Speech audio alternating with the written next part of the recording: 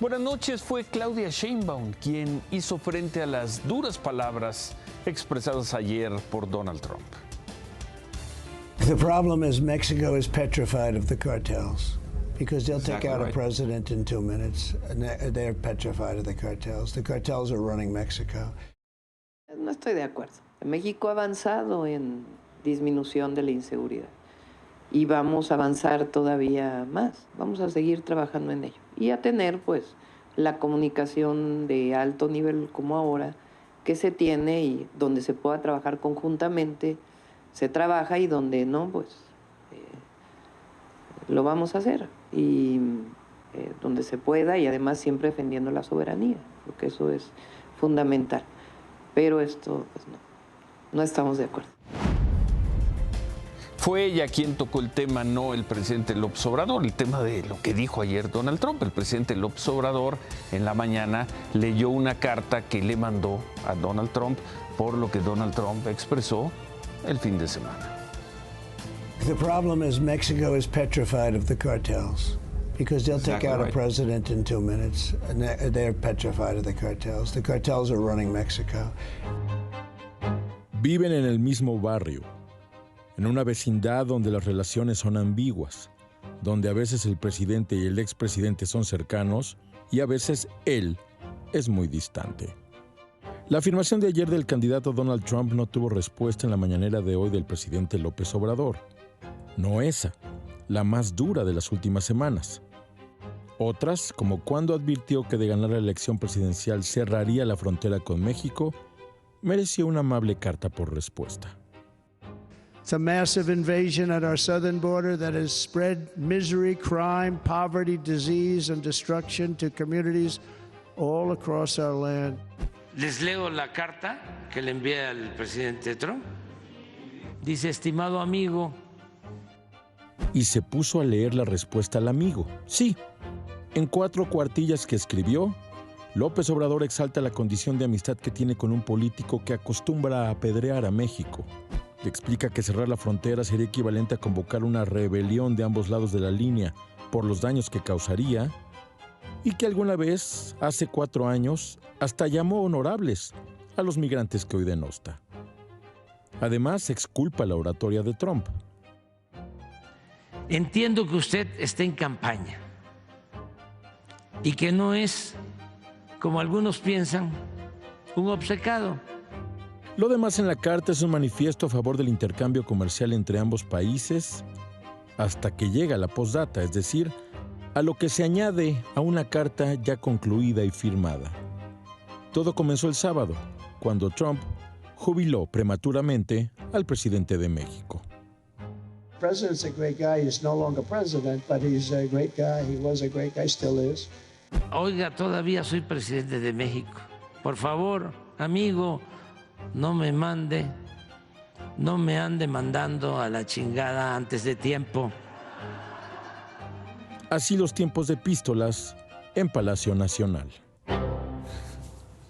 Bueno, pues una respuesta amable, política, diplomática del presidente López Obrador a las palabras durísimas expresadas ayer por Donald Trump. Los cárteles pueden tirar en 2 minutos al presidente de México. Y hablando de los cárteles, hoy se conocieron estas imágenes. Así secuestraron anoche a un profesor en su casa, esto en la colonia Las Fuentes, en Reynosa.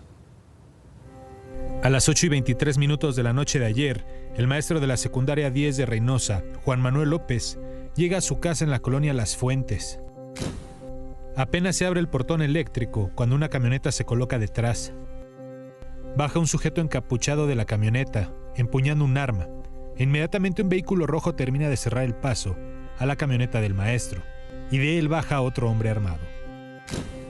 Es este sujeto quien entra a la cochera, abre la puerta de la camioneta del maestro, mientras que el primer sujeto intenta sacarlo.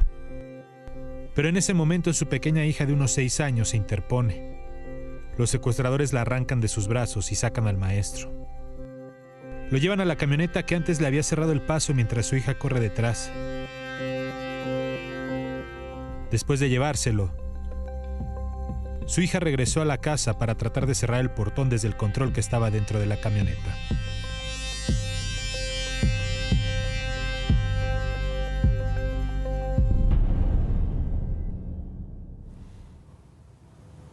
Terrible el día a día en México, en el Pacífico, en el Golfo, en el sur, en el centro, en el noreste, pero lo mismo hemos visto en el noroeste. Y ahí están las imágenes. Y ahí está la niña, viendo cómo se llevaban a su papá. ¿Quién se lo llevó? No se sabe. No se sabe nada del señor, 24 horas después. Y hoy se conoció este video, donde, por cierto, una activista, Delia Quiroz, hace referencia a lo que dijo anoche Donald Trump. Ella le hace un llamado ¿a quién? ¿Al gobierno municipal de Reynosa? No. ¿Al gobierno de Tamaulipas? Que va. ¿Al gobierno del presidente López Obrador? Menos. Ella le hace un llamado, ella implora a los cárteles, porque dice, ustedes son los que controlan esta parte del país. Ayúdenos, señores de los cárteles, a encontrar al maestro Juan Manuel López.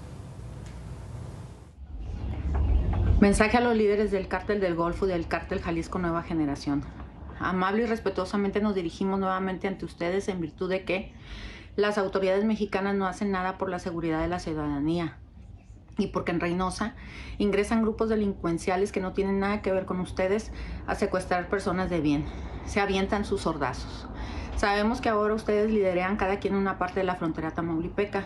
Y como dice Donald Trump, si tienen el poder de quitar a un presidente de la República en 2 minutos, también tienen el poder de ayudarnos a localizar con bien y con vida al maestro Juan Manuel López Salinas, secuestrado de su domicilio frente a su menor hija el día de ayer a las 20:30 horas.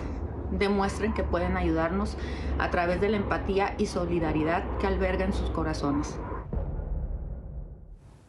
Ella recordó lo que dijo ayer Donald Trump. Claudia, buenas noches. Así es. El llamado se le hace a la autoridad. ¿Y quién es la autoridad ahí? La autoridad son los grupos criminales. Así es, desafortunadamente. Una madre que además busca desde hace muchos años a su hijo desaparecido. Ciro, vamos a cambiar de tema, drásticamente. Vamos. ¿Por qué me ves así? Vamos. Hoy supimos que los cantantes Cristian Nodal y Ángela Aguilar, ambos cantantes de música regional mexicana, se casaron en la hacienda San Gabriel de las Palmas en Morelos. La información y las imágenes son de nuestro compañero. Que estaba buscando todo el mundo. Sí. ¿Pero quién las consiguió? No, nuestro compañero Pedro Tonantzin.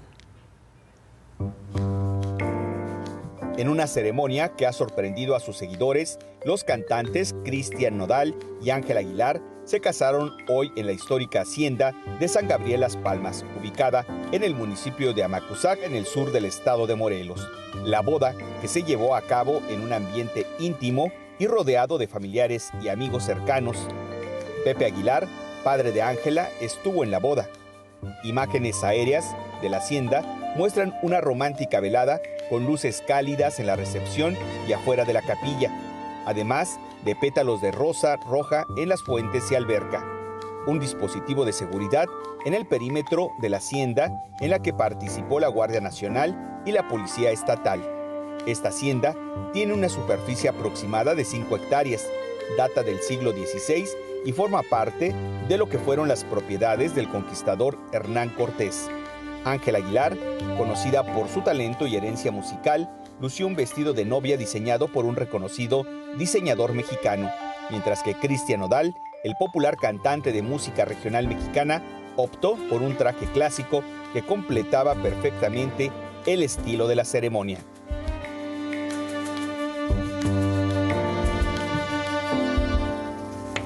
Bueno, son las imágenes, las presentamos aquí. Felicidades a Pedro Tonantzin porque tenemos entendido que le estaba buscando todo el mundo una boda, 2 artistas. Y se han divulgado en distintos medios. Pedro Tonantzin las trae, compañero de Imagen Noticias.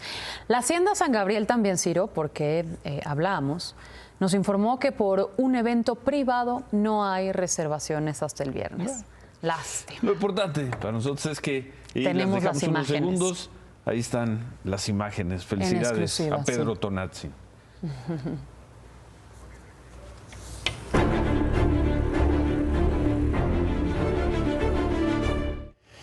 Bueno, regresamos a la información. Esta mañana, 2 policías de tránsito de Celaya que resguardaban los traslados de los equipos de un premundial sub-20 de la CONCACAF fueron atacados a balazos. Bueno, Celaya.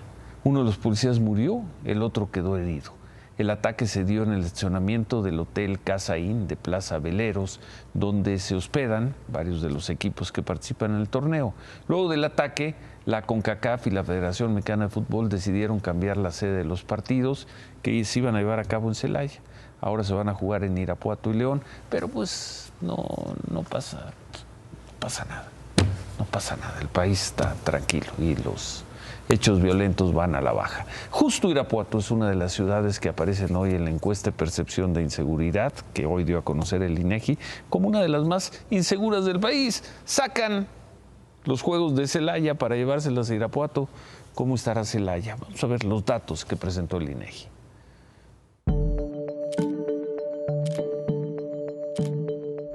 Casi 6 de cada 10 mexicanos dicen sentirse aún inseguros en la ciudad en la que viven. De acuerdo con la encuesta nacional de seguridad pública urbana del INEGI, durante el segundo trimestre de 2024, la percepción de inseguridad bajó de 61 a 59.4%. De nueva cuenta, como ha ocurrido desde diciembre de 2020, la ciudad donde sus habitantes se sienten más inseguros es Fresnillo. Le sigue Naucalpan. Este trimestre se sumaron a la lista de ciudades más inseguras Uruapan, Irapuato y Tapachula. En sexto lugar se encuentra Zacatecas. Durante el segundo trimestre del año, 5 ciudades aumentaron su percepción de inseguridad comparado con los primeros 3 meses del año. En esta lista destacan Chetumal, que aumentó más de 17%, así como la alcaldía Benito Juárez, que aumentó casi un 8%. Sin embargo, pese a este aumento, sigue en la lista de las ciudades donde sus habitantes se sienten menos inseguros. Esta lista la encabeza San Pedro Garza García, Piedras Negras y Los Cabos. Le siguen Los Mochis, Benito Juárez y Saltillo. En otras cosas, el Tribunal Electoral Federal perfila ya validar el resultado de la elección presidencial y con esto el triunfo de Claudia Sheinbaum. El tribunal dio a conocer el proyecto de resolución que prevé ahí se desecharían las impugnaciones que promovieron el PAN, el PRI, el PRD y Xóchitl Gálvez. Entre los puntos que sostienen es que no es posible acreditar una intervención sistemática y reiterada del presidente López Obrador y que los hechos de violencia tampoco fueron tan determinantes. Bueno, ese es el proyecto. Vamos a ver cómo lo termina votando el Tribunal Electoral.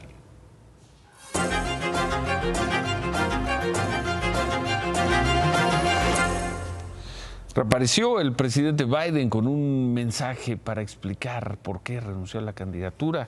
Reapareció muy recuperado físicamente. America's going to have to choose between moving forward or backward, between hope and hate, between unity and division.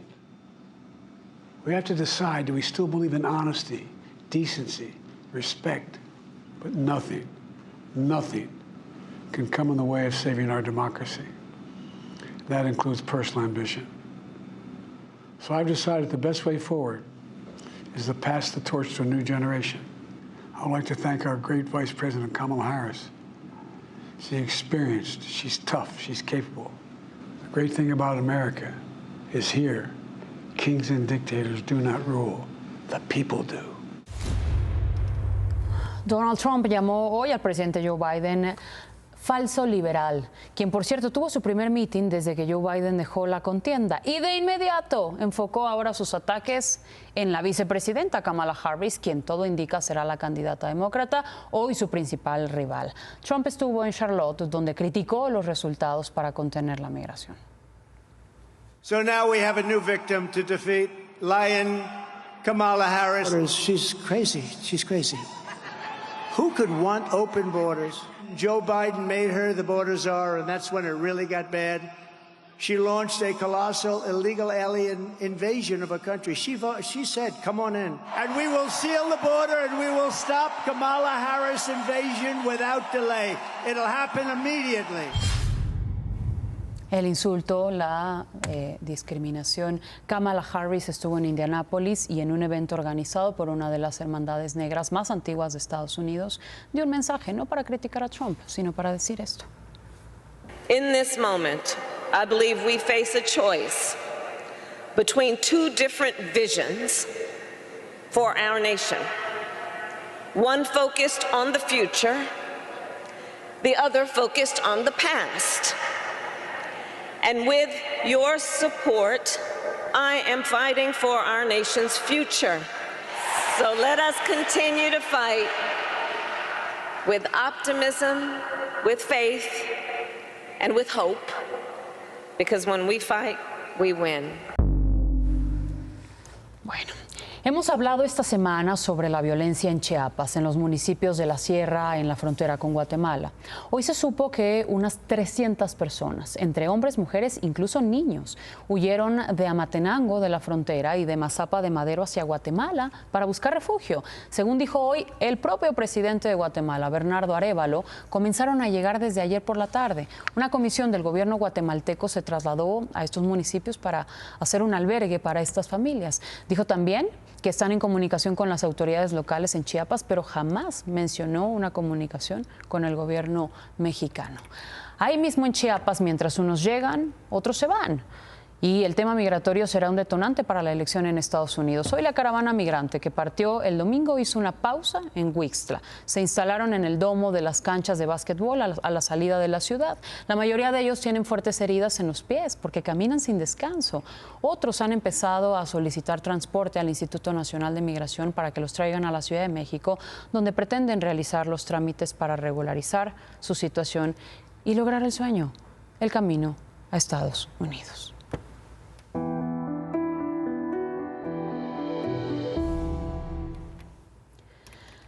Vaya las lluvias de esta tarde en el Valle de México y esta vez pegaron duro en Naucalpan. El nivel del río San Agustín subió y está en un 98% de su capacidad. Esto provocó que la red de drenaje y coladeras cercanas se desbordaran. Se reportaron inundaciones de hasta 40 centímetros en las principales vialidades como Periférico Norte, la 1 de Mayo y Gustavo Vaz. Pero la pregunta es, ¿a dónde va toda esa agua que se va por los drenajes? En su mayoría llega al río de Tula, en Hidalgo, una región que hace casi 3 años ya experimentó la tragedia por el desbordamiento de este río. La noche trágica del 6 de septiembre de 2021, las aguas contaminadas del río Tula se desbordaron sobre calles, viviendas y negocios en la ciudad de Los Atlantes. En el Hospital General de Zona, 17 pacientes de COVID conectados a respiradores murieron por los cortes de luz. En cuestión de minutos, el centro de Tula de Allende quedó bajo las pestilentes aguas negras del drenaje profundo del Valle de México. Más de 30,000 damnificados. Este problema se suscitó en la Ciudad de México, en el Valle de México. Ellos nos aventaron el agua. Yo mido 1.60 y el agua alcanzó un aproximado de 2 metros el nivel. O sea, imagínense todo lo que nos tapó aquí. Perdimos muebles, perdimos, pues yo creo que más que las cosas materiales fue seguridad, el sentirnos seguros. Sin consulta previa, la solución de Conagua fue tumbar 400 árboles que servían como muro y pulmón a la ciudad para poder rectificar, ampliar y revestir con cemento 4 kilómetros del río Tula. El objetivo, aumentar su capacidad de conducción en este tramo de 230 a 500 metros cúbicos de agua por segundo, una obra que no termina. Estas obras empezaron en el 2022. Curiosamente se hablaba de 6 meses.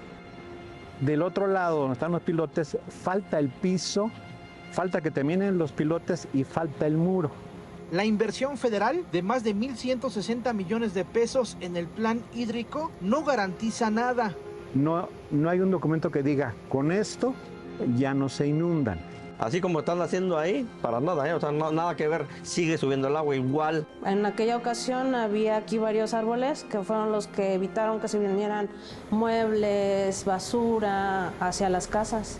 Detuvieron muchas cosas, pero ahorita ya está pelón. A casi 3 años de la tragedia, el gobierno de Hidalgo permanece cruzado de brazos ante el riesgo de una nueva inundación.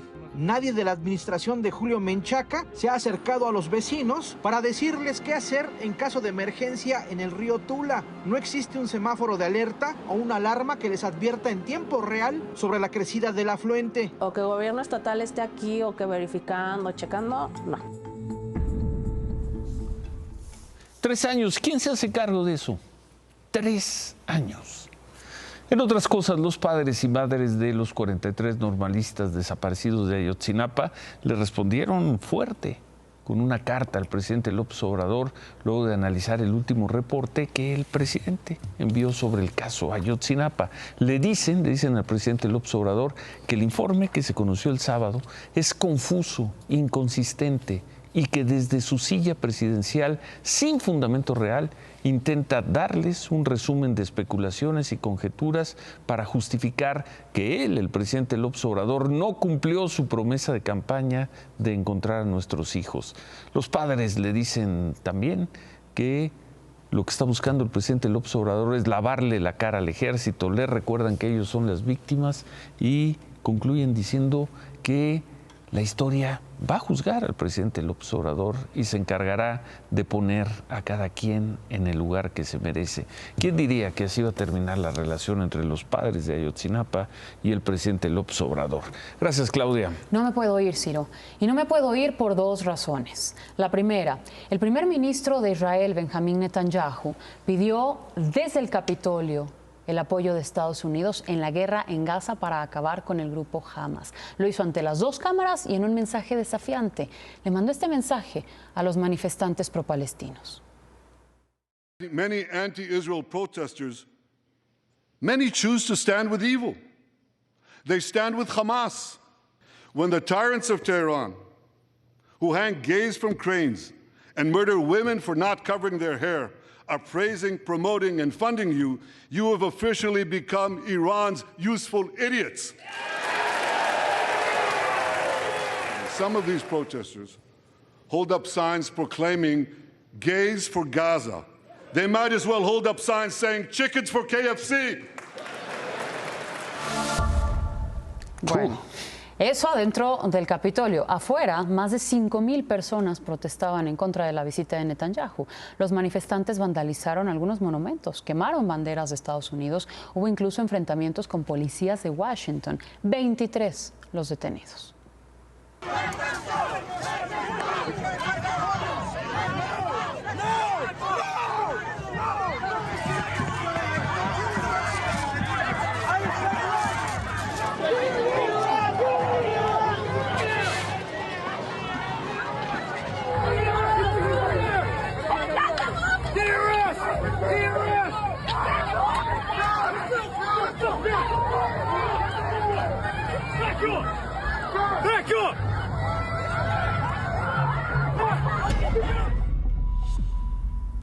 Bueno, y la segunda noticia que les tengo, Ciro, es que la Fiscalía de la Ciudad de México confirmó que ya hay una denuncia porque se robaron un pterodáctilo de la exposición de Jurassic World. Además, que se exhibe en Perisur. En Perisur, aquí en el sur de la Ciudad de México, una pieza que tiene un valor de 2 millones de pesos. ¿Cómo se lo robaron? Habría ocurrido, según las autoridades, la semana pasada. El organizador del evento se dio cuenta de que le faltaba este pequeño dinosaurio cuando guardaba el resto de las piezas. Imagínate. Gracias, Claudia. Buenas noches. Gracias. La inflación, David, altísima. Fue brutal el incremento de los precios durante los primeros 15 días de este mes. La inflación anualizada llegó al 5.61%. Como adelantaba David, el INEGI informó hoy que la inflación subió 0.71% en la primera quincena de julio y esto lleva a la inflación anualizada a 5.61%. Es un aumento considerable comparado con la quincena anterior. La tasa anualizada de inflación hace 15 días era 4.98%. Hoy es de 5.61%.